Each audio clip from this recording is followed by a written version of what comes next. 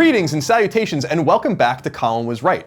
Lots of folks have tweeted at me, reached out in the YouTube comments, and even contacted me through more private channels in order to ask me if Colin Was Right would ever talk about things outside of video games. Some people seem to want me to talk about politics especially. Well, Colin Was Right was designed to be all about video games, and that's not going to change, at least anytime soon. But that doesn't mean we can't inject a little politics here every now and then. This is one of those times because today I want to talk to you about why political and social issues belong in video games. Yes, even the political and social issues you don't agree with. It's funny because I was mulling this episode over and began writing notes for it, curious about how I could segue into the subject of politics and social issues in video games. It was around this time that a tweet was serendipitously sent out from a buddy of mine, Naughty Dog's Neil Druckmann, that lobbed the ball my way, albeit completely inadvertently. A man named Christoph Cohen tweeted Druckmann with the following, quote, "The Last of Us is my favorite game of all time. Please try to keep your personal politics out of part 2. Thank you very much," end quote. To which Druckmann answered, quote, "No can do. Writers work off their views of the world. For example, the ending of The Last of Us is very much inspired by my personal politics," end quote. And just like that, Druckmann, one of the industry's great writers and creative minds, set me up. See, I've always been deeply disturbed by a segment of gamers, no matter how big or small, stating that creators should keep their politics out of games.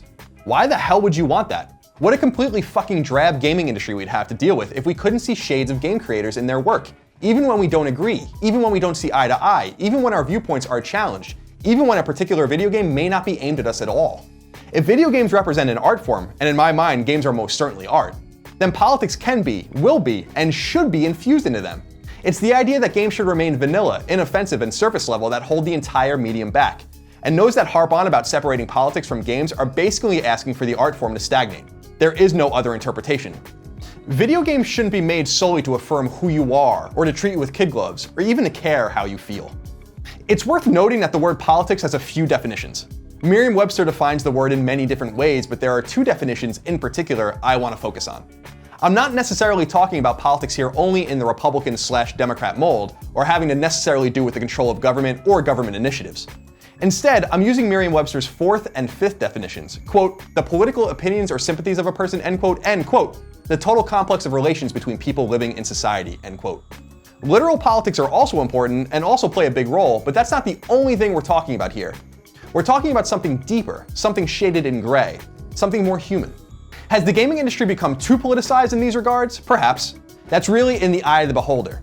My take, as one of the industry's very few prominent conservative voices, and I use that word prominent loosely, is that there's massive groupthink amongst those that cover video games for a living, but certainly not amongst the many, many millions of people around the world who play them, who come from extremely diverse backgrounds, from varying economic situations, with different belief structures, hailing from every corner of the globe. People who are essentially grown-up babies for trying to scrub anything quote-unquote offensive from video games, not to mention society at large, deserve much of the scorn that comes their way. But understand that when you ask those people in turn to remove their own viewpoints, politics, and social stances from what they create, you become exactly what you purport to hate. You become a bona fide hypocrite. Trust me, I was speaking out and writing about so-called political correctness and the scrubbing of games and ideas so as to not offend anyone long before it was popular and cool to do so. But this is very much a two-way street. You can't have it both ways. That's why I got upset when 6 Days in Fallujah was abandoned because of its sensitive subject matter, or fought on behalf of a game developer who was accused of sexism when he clearly just made an innocent mistake. So when I see folks attacking a game creator for making a simple product based on depression, for instance, something I personally deal with, I wonder why people don't see the creation of a game like that as evidence of progress instead of regression. I don't know Zoe Quinn from a hole in the wall, and I don't pretend to know what's in her heart or mind, but I do know this. Whether her game is good or bad, I think it's pretty cool that she endeavored to make a game with something so personal at its core. I think that kind of creation should be applauded and celebrated, not derided. That game undoubtedly spoke to people, and that's a good thing. It takes a social stand. That's why it matters. Likewise, when a game developer is striving to make a historically accurate game that, in this case, explores a portion of Eastern European society of yore, and he explains that's why his game is full of white people and lacks minority representation, I accept that too, and think his creation should be judged based on its merits, not based on the optics of 21st century constantly offended safe space politics. I believe that he's not trying to be bigoted or exclusionary. It goes both ways. It has to go both ways if you want to avoid the dangerous pitfalls of hypocrisy. It bums me out to imagine a world where games are scrubbed from the very important meanings and messages sometimes buried within them, at times subtly and other times overtly, whether we disagree with those messages or not. One of my favorite games of all time is the original BioShock, an exceptional adventure inside a libertarian society run completely amok. To me, one of the major messages of the game is that a society like this simply isn't possible without edging into dystopia, and that its highly held directives could backfire in scary and unexpected ways. As a person with some deeply held libertarian beliefs, specifically in the social realm, you'd think that this would offend me or turn me off. While I respect that lots of people dislike Ayn Rand, I happen to enjoy her work and have found it essential in my intellectual development. Atlas Shrugged in particular helped shape my view of the world. BioShock eviscerates Rand's work and her ideas, and I absolutely love that it does that. It's fascinating, well-made, and thought-provoking. It doesn't change how I feel about Ayn Rand or Ken Levine or anyone who worked on the game. I simply love that it exists, and I love to have ideas I took as gospel challenged in such visceral ways. I like Ayn Rand and I like BioShock. Go figure. Another game that resonated with me in this way was Spec Ops: The Line, one of the most underrated, underplayed, and underappreciated games I have ever encountered, likely due to its terrible name. The way Spec Ops plays with right and wrong, with choice, with murky gray areas of morality, with a riveting, overtly political plot at its center was fascinating. It touches on mental illness and the human cost of warfare, and makes digital murder impactful. It's not every day I, as an American, play a game where I'm killing other Americans, hearing them talk like I do, scream out for help or mercy in American English, decked out in US military issue camouflage. It's not every day I have to make weighty, incredibly moral decisions like Spec Ops: The Line threw at me. I'm so glad a game like this exists to challenge our convention of what shooters are and what we do in shooters. Suddenly, I wasn't killing the other, I was killing my own people. It made it just a little harder to pull the trigger. It was a great game because of all of that. It would be just another third-person shooter without all that stuff. Druckmann's own game, The Last of Us, is highly charged with politics as well, specifically on the social side when it comes to Ellie's sexuality. What's brilliant about this is that if you don't play the Left Behind DLC that came out after the core campaign, you'd never know that Ellie is a lesbian. I think the way Druckmann delivered this story was brilliant, because you became attached to Ellie before you knew much about her personal life. And once that defining piece of her was delivered, it filled in more of who she was without altering the makeup of your relationship with her. I think this was intentional, specifically because I think Naughty Dog knew that a small, bigoted portion of the game's fanbase might have a problem with this. By cleverly delivering this information in the order it was delivered, however, it normalized who Ellie was. I have no doubt there were people out there whose minds were changed about homosexuality based on Ellie, because that's the intrinsic power of video games, the stories they can tell, and the messages they can deliver.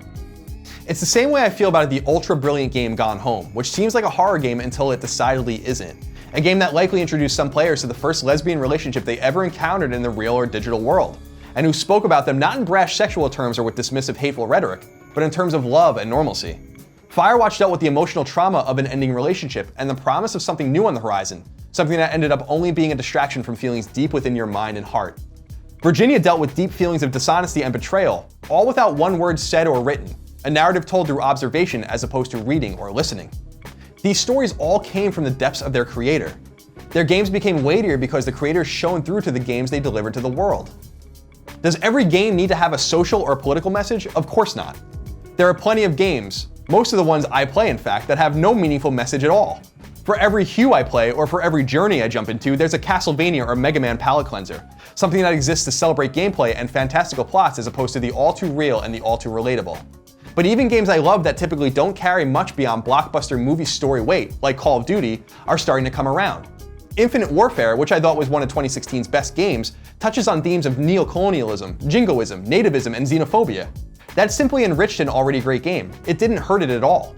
Infinite Warfare played like a dream, but it also had important texture.